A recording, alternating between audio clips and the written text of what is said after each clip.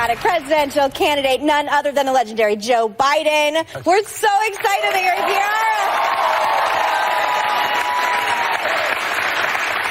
here. Joe, I have to ask you, what took so long to get into the race? We're so happy you finally announced. Well, you know, let me ask the audience, aren't these campaigns awful long to begin with? Huh? You know what I mean? It's not till February the first vote cast. And so I don't think it's too long. And I made it clear from the beginning that if I was going to do this, and the family was pretty sure we were going to do this a long while ago, it's a long road. Yeah. So I think this is plenty of time. Plenty of time. Well, you said something yesterday in your announcement video that really brought tears to my eyes. You said that we are in a battle for the soul of this nation. And I felt that in my soul. What did you mean by that? What I mean by that is we are not, this is not who we are the way we're treating people.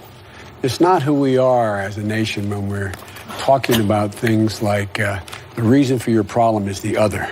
It really is what I said, and I really mean it. And I wrote an article at the time in the Atlantic magazine back when Charlottesville happened, and saying that, this is not who we are. There's an American creed. It's about decency, honor, including everyone, leaving no one behind. But the idea to compare is racist and not condemn them, and the neo-Nazis, and compare them to people who were genuinely decent Americans coming forward and saying, stop this. It was like, I don't remember that ever happening in an administration before in well over 100 years. I mean, so I just found myself thinking, and by the way, I traveled around the world an awful lot as vice president, and since then I have as well.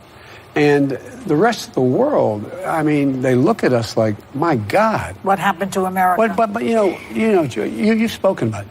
We've not led merely by the example of our power. It's the power of our example. Yeah. That it really has been the power of our example. I mean, your dad, not a joke. Your family, it's example. It's why the rest of the world's followed us. And they're looking like, my Lord. You know, what's going on? We know that you served as President Obama's vice president for the full 8 years, and yet yesterday Is that a surprise? All 8? I know. I'm joking. As far as I'm concerned, those were very successful 8 years for both of you and for the country. But you said yesterday, I asked President Obama not to endorse. Yeah, well, look, why? The president, everybody knows. I think everybody knows. We didn't only serve together, but our families are close. We became very close personal friends. I mean, it's as some of the vice presidential scholars and presidential scholars have written they think there's very few, probably no other administration where the president and vice president became as personally close.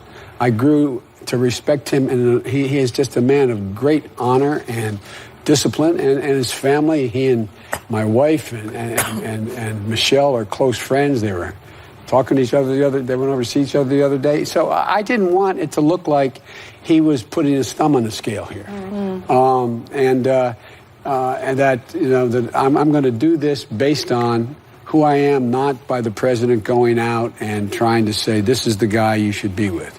So that's why I asked him not to. I'm incredibly proud to have served with him. The thing I'm proudest of is coincidentally, we're each in a different part of the country, and we were each talking to groups of people that were being televised. And at the same day, purely coincidentally, we had asked the question, what are you proudest of in your administration? And you know what I said? It turns out he said the same thing, and probably a little more clearly than I did. Is that not one single whisper of scandal. Not one. Not one single whisper of scandal. And that's Barack Obama. That's right. That's because of Barack. I know. He's amazing. So, a lot of people, some people blame Hillary.